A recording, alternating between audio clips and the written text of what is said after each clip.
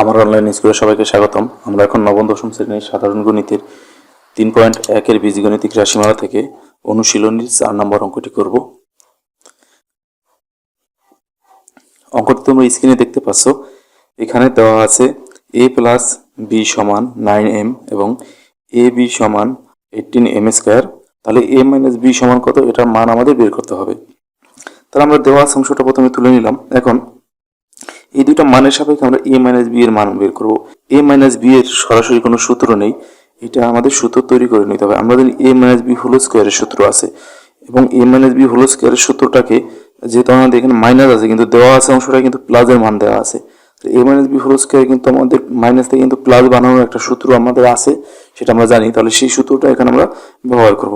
আমরা লিখি, আমরা জানি a minus b whole square সমান a plus b whole square minus 4ab। এটি একটি অনুসিদ্ধান্ত।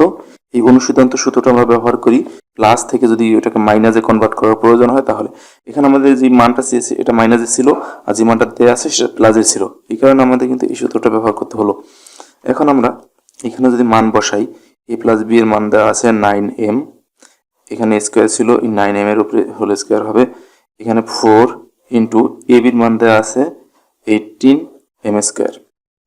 এখন যদি আমরা 9m কে বর্গ করি, 9 কে বর্গ করলে হয় 81, m কে বর্গ করলে হবে m স্কয়ার মাইনাস এই দুইটা যদি আমরা গুণ করি তাহলে হবে 72m স্কয়ার। এখানে আমরা মাইনাস করলে থাকবে এই 81 থেকে 72 বিয়োগ করলে হয় 9m স্কয়ার। তাহলে এই মানটা আমরা কিন্তু পেলাম এখান থেকে, অর্থাৎ a minus b whole square সমান 9m স্কয়ার। আমাদের কিন্তু বের করতে বলা হয়েছে a মাইনাস b এর মান, এই হোল স্কয়ারের মানটা আমাদের বের করতে বলা হয়নি। তাহলে হোল স্কয়ারটা আমাদের দূর করতে হবে। দূর করার জন্য আমরা জানি রুট করতে হয়। তাহলে আমরা লিখি, সুতরাং a মাইনাস b সমান রুট ওভার 9m স্কয়ার।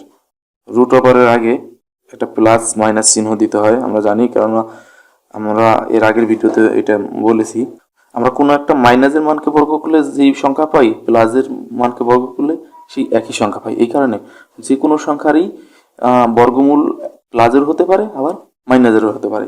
এই কারণে আমরা প্লাস না মাইনাস আমরা সঠিকভাবে জানি না যে কোনটা আমাদের নিতে হবে, এই কারণে আমরা প্লাস মাইনাস দুইটাই নিয়ে নেব। এই কারণে আমরা প্লাস মাইনাস একসঙ্গে দিয়ে দিই। তাহলে আমাদের এখানে বর্গমূল করলে 9কে বর্গমূল করলে হয় 3 এবং m স্কয়ারকে বর্গ করলে স্কয়ারের রুট কাটা যায়, থাকবে এখানে m। তাহলে এটি ছিল আমাদের অ্যান্সার। তো আশা করি বুঝতে পেরেছো। এরপর যদি বুঝতে কোনো অসুবিধা আমাকে কমেন্ট করে জানাও, আমি বুঝিয়ে দেওয়ার চেষ্টা করবো। আর আমার পরের ভিডিও পাওয়ার জন্য এখনই আমার চ্যানেলটি সাবস্ক্রাইব করো। ভালো থাকবে সবাই, ধন্যবাদ সবাইকে।